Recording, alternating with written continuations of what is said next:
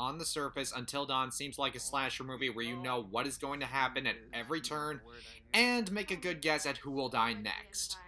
Even if it's still kind of freezing in here. I'll get a fire going. The game is full of these cliches, including teens making stupid decisions, craving sex, long silent treks through hallways, and of course, many, many jump scares. Get the fuck? Ah.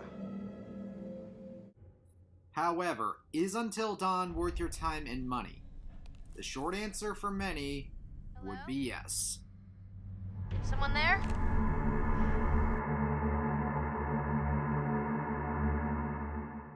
Without spoiling anything important, the plot of Until Dawn follows 8 friends who travel back to a mountain cabin where they lost 2 friends a year ago.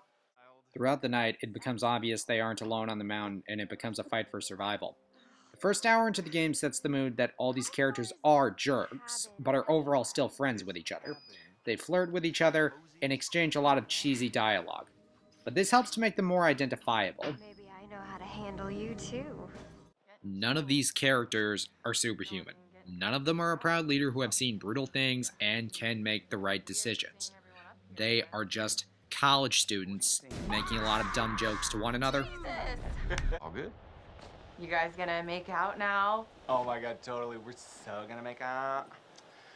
No, seriously, I'm gonna go check on the cable car back down the trip. All right. See you, man. See ya. All right. The gameplay in Until Dawn is reminiscent of other kinds of interactive fiction games like Beyond Two Souls, Heavy Rain, and Telltale projects with a few tweaks thrown in. The biggest part of the gameplay are the choices you make throughout the game and see the results, ranging from the trust between 2 friends to a character actually getting killed. Damn it. This freaking thing. It's iced. What else? Maybe there's another way in. In fact, in the pause screen, there are 2 sets of bars that is a way to show you the results. One shows the character's personality, while the other shows the relationship between other characters. This is an average attempt to keep you invested, but more often than not, you will find yourself ignoring this altogether. The second part of the gameplay revolves around quick time events.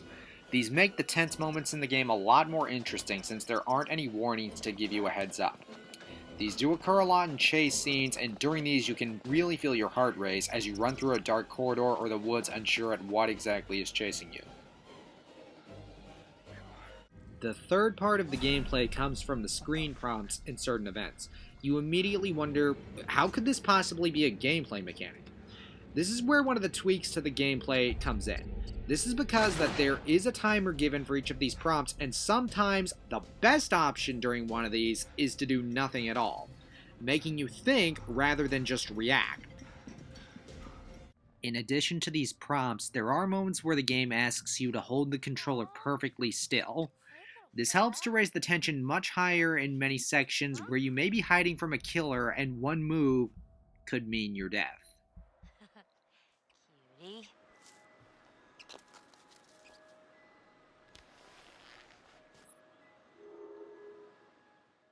The last part of the gameplay comes from totems and clues that you find.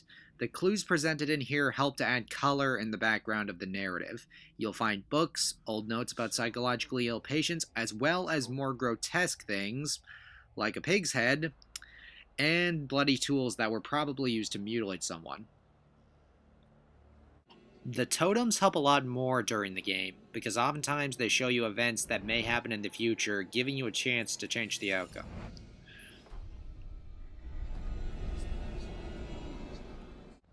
These are all great additions to enhance the gameplay, but the biggest change to the game comes from the fact that there is no option to load up a previous save file until you've completed the game at least once.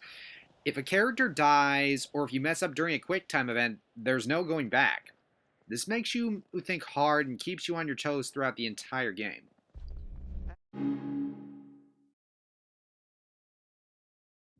Until Dawn, simply put, is gorgeous in visuals and design. Every area you walk through seems to tell a story without any descriptions. You feel the sense that some places really were inhabited a long time ago, and you feel the despair and fear when walking through some of the darker areas of the game. The performances by the characters all seem believable as well. As I have said before, they do seem like jerks, but they are still identifiable, and unlike a normal slasher film, when a character dies, you do feel a sense of sorrow or guilt. This helps to motivate you into wanting to save every single person that you can throughout your playthrough.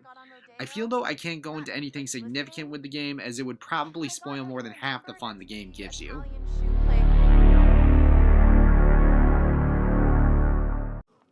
Until Dawn, like any kind of interactive fiction game though, does suffer from the stereotypical flaws. The biggest problem comes down to the fact that there is very little motivation to play the game again. The only reason I can find to play this game again would be to see what happens if you manage to keep a character that may have died during your first playthrough alive till the end. Clues and Totems overall don't offer really any worthwhile rewards either. They are entertaining at first, but once you know what will happen in the narrative, it loses not all, but a lot of its dark charm. These poor people are getting what they deserve.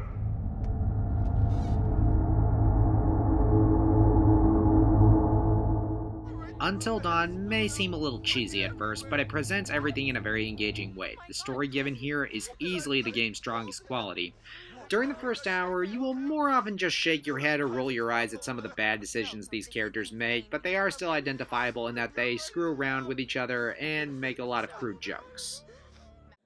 Gameplay is focused on a lot less, but clearly this game's primary goal comes down to the story. There are a lot of choices you make throughout the game, and some can mean the difference between a character's death and their survival. The new tweaks to the gameplay, like having to hold the controller still, and the fact that you can't load up a previous save file during your first playthrough, keeps you on the edge of your seat throughout the entire experience. The entire game is breathtaking in its visuals and level designs, giving you a great sense of immersion while playing. However, once you complete the game, there's not much motivation for you to go back and try it again, aside from keeping every character alive. If you're someone that prefers a lot of content and replayability value in a game, then Until Dawn is probably not for you. But if you have a thirst for a great story, then Until Dawn will quench your thirst. My rating for Until Dawn is 8.3. I want to see if you can survive the night. Go ahead. I dare you. Hello?